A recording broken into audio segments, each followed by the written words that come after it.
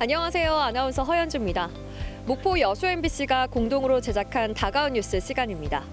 이번 주는 목포 근대 역사거리 통행 구조가 일방 통행으로 바뀌면서 관광객들의 만족도가 높다는 소식 준비했고요. 그리고 순천시가 2040년까지 차 없는 도심을 만든다는 소식 준비했습니다. 함께 보시죠.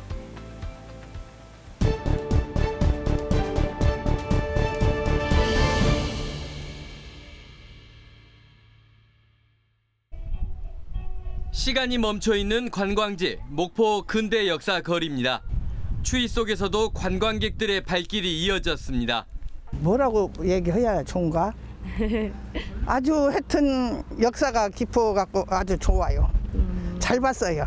근대 역사 유산이 밀집한 목포 원도심 거리는 느리게 걸으며 둘러보는 게 묘미. 수십억 예산을 들여 전봇대와 전선을 없앴던 건 역시 걷는 관광지를 단장하기 위해서입니다. 추가적으로 목포시는 근대 역사 일관에서 뻗어나가는 두 개 길의 차도 폭을 줄이고 일방 통행으로 개편했습니다. 앞 뒤에서 차량을 살펴야 하는 불편이 해소되면서 관광객들은 만족해야 합니다. 보행하기도 좀 힘들고 또 이런 게 좀 잘 정비되면 아이들이랑 오기에 좀 좋을 것 같다 생각합니다. 관광객들의 만족감이 커지는 게 근대 역사거리 활성화에도 도움이 될 것이란 기대감도 커지고 있습니다.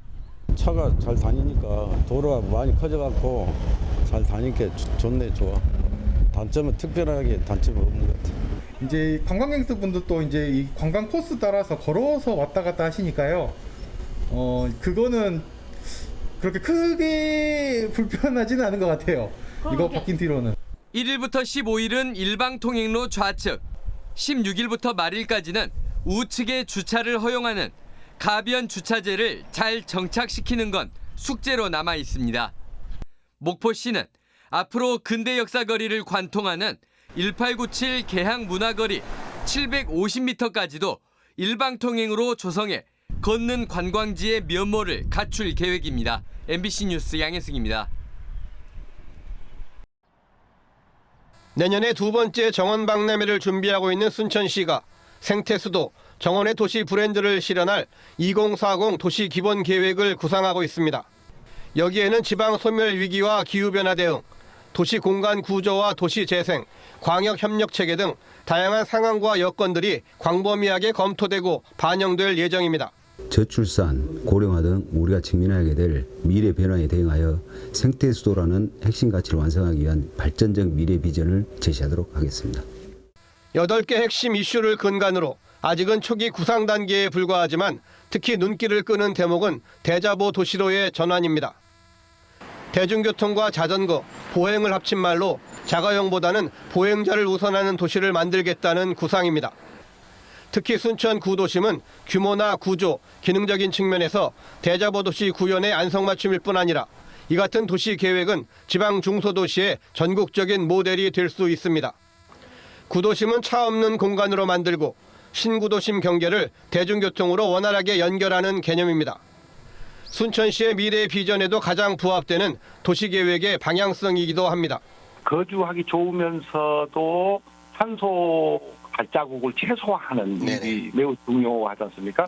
그런 점에서 이 대자보 도시는 생태수도를 구현하는 데 있어서 시민들이 체감하는 그런 어떤 생활 패턴의 어떤 변화라고 생각을 하고, 또 경전선 도심 통과 구간이 우회할 경우 폐선 부지로 남는 노선을 네덜란드 암스테르담이나 일본 오타루처럼 운하로 만들어 특색 있는 대중교통으로 선보이자는 제안도 있습니다.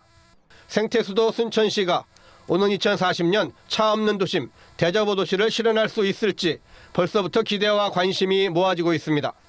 MBC 뉴스 최우식입니다. 전남 지역의 코로나19가 계절성 독감과 함께 빠르게 확산하고 있습니다. 지난 14일 자정을 기준으로 코로나19 확진자 수는 여수 304명, 순천 401명, 광양 186명 등을 기록하고 있습니다. 전남 지역의 코로나19 확진자 수는 연일 2천여 명을 넘어서면서 빠르게 확산하고 있는 상황. 보건당국의 코로나19 이가 동절기 추가 접종도 계속되고 있습니다. 초기 바이러스와 현재 오미크론 바이러스까지 두 가지 바이러스를 예방하는 백신입니다. 여러 이상 반응이 있는 경우가 가끔 있어요. 혹시나 접종하고 몸 많이 안 좋으시면 타이레놀 같은 해열제 드시거나 아니면 가까운 의원병원에서 진료 받으시고요. 하지만 2달 넘게 백신 접종이 계속되고 있지만 여수 지역 코로나19 백신 접종률은 현재 10%에 그치고 있고 전남 전체적으로도 13.5% 수준에 불과합니다. 최대 5차례에 이르는 잦은 접종에 대한 피로감, 이상 반응에 대한 거부감 등 때문에 백신 접종을 꺼리고 있는 겁니다. 보건당국은 이번 코로나19 이가 동절기 추가 접종이 감염 위험을 56%나 줄일 수 있고 이상 사례 신고율도 기존 백신의 10% 수준이라며 반드시 추가 접종을 받아야 한다고 말하고 있습니다. 이가 백신을 원하지 않는 경우에는 유전자 제조합 백신인 노바백스나 스카이코비온으로 접종이 가능합니다. 현재 전남 지역 내 코로나19 확진자 수는 91만 1,700여 명. 전남 전체 인구의 절반 가까이 되는 49%가 이미 확진됐습니다. 위드 코로나로 우리 일상은 이제 빠르게 정상을 되찾아가고 있습니다. 하지만 코로나19로부터 온전히 벗어날 수 있기 위해서는 백신 접종에 대한 지역사회의 관심도 더 필요해 보입니다. MBC 뉴스 김주입니다.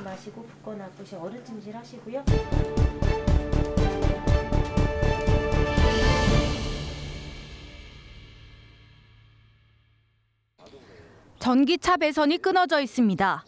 자세히 보니 무엇인가가 물어뜯은 흔적이 보입니다. 아파트 주차장에 차를 대놓은 사이 히터 연결 부분이 파손된 겁니다. 고압 전류가 흐르는 배선으로 하마터면 사고로 이어질 뻔했습니다. 배선이 차량 하부에 있다 보니 길고양이나 개 등에 노출되기 쉬워 비슷한 사례가 종종 발생하고 있습니다. 정비 기사님이 여기가 끊겨서 충전이 안 되는 거다.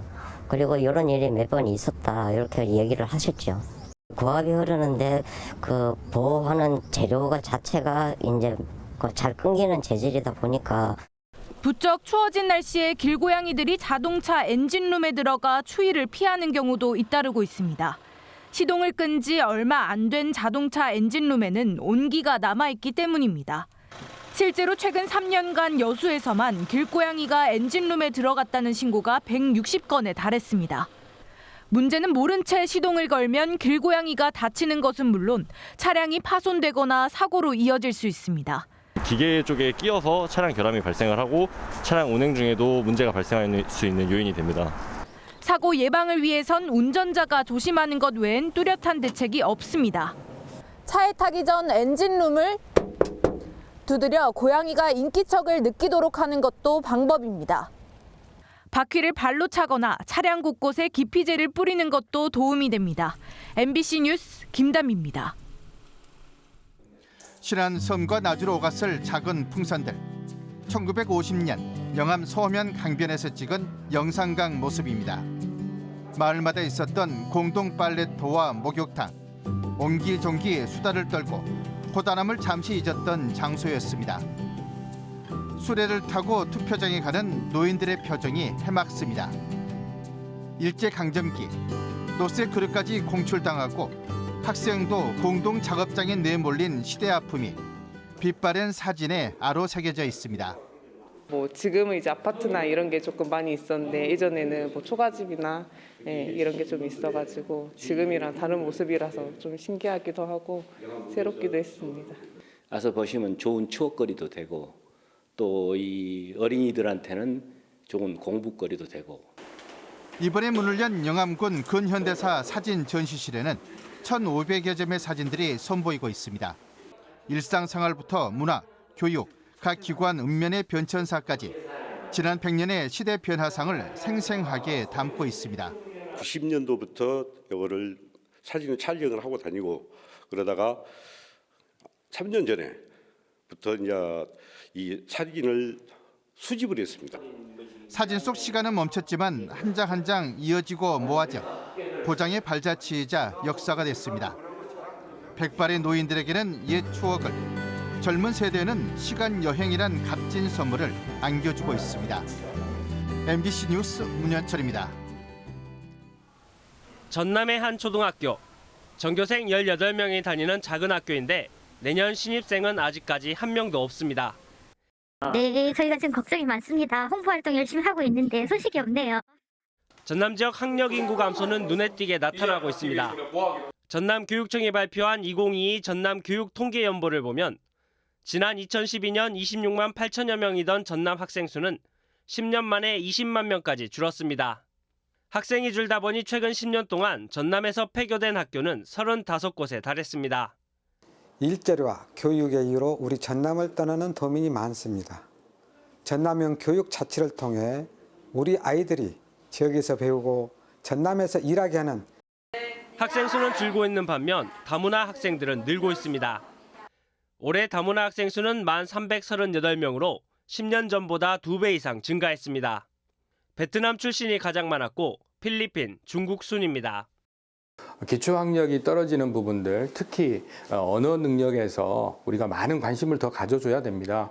물론 그 아이들의 엄마 나라의 언어는 나중에 큰 경쟁력이 되겠지만 우선 우리나라 언어를 잘 배울 수 있어야 된다고 생각을 합니다. 한편 독서교육 등 현장에 꼭 필요한 전남 지역 사서교사 수는 2만여 명의 교사 가운데 170여 명뿐. 이 가운데 중학교 사서교사는 28명으로 전남 22개 지자체에서 1명 수준에 불과했습니다. MBC 뉴스 박종호입니다.